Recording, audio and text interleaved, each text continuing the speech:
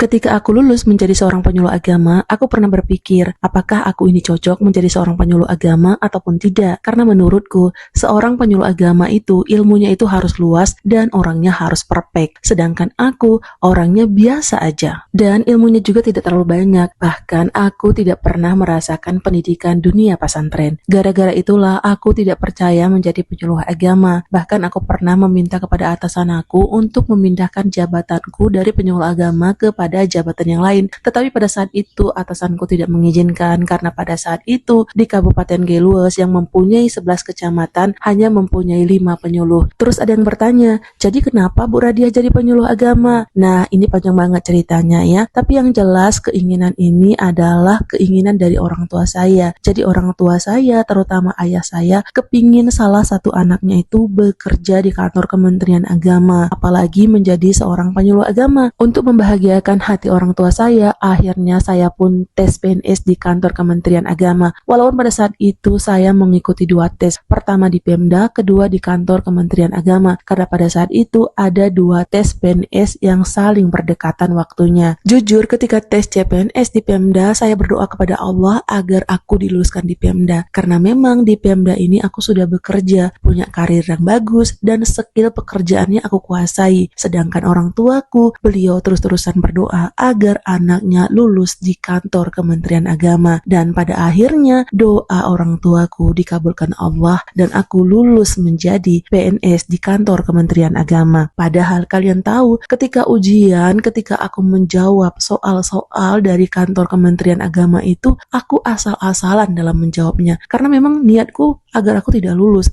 Sedangkan di Pemda aku yakin aku lulus karena jawaban yang aku jawaban itu banyak yang bisa aku kuasai. Nah, tapi ternyata ya takdir berkata lain. Aku lulus menjadi PNS walaupun jawabannya itu aku menjawabnya asal-asalan A, B, C, D dan seterusnya. Tetapi mungkin karena doa orang tuaku yang begitu tulus sehingga jawaban yang salah itu adalah jawaban yang benar yang dipilihkan Allah untuk saya. Setelah saya pulang ujian dari Takengon, saya langsung menghadap orang tua saya dan mengatakan bahwa nampaknya saya kemungkinan besar lebih lulus di Pemda ketimbang di kantor Kementerian Agama, karena soal di Pemda itu lebih mudah saya jawab ketimbang soal dari kantor Kementerian Agama. Selain itu, saya bilang peserta yang ikut ujian di Kementerian Agama itu orang-orang hebat karena ustadz dan ustazah yang tamatan Kairo dan Mesir, sedangkan saya orang biasa. Tetapi kalian tahu apa jawaban orang tua saya? Saya akan lulus katanya. Padahal pada saat itu pengumuman belum ada karena baru saja ujian. Tetapi beliau sangat yakin kalau saya itu akan lulus jadi penyuluh. Dan benar saja, ketika pengumuman itu datang, saya dinyatakan lulus. Tetapi yang sangat menyedihkan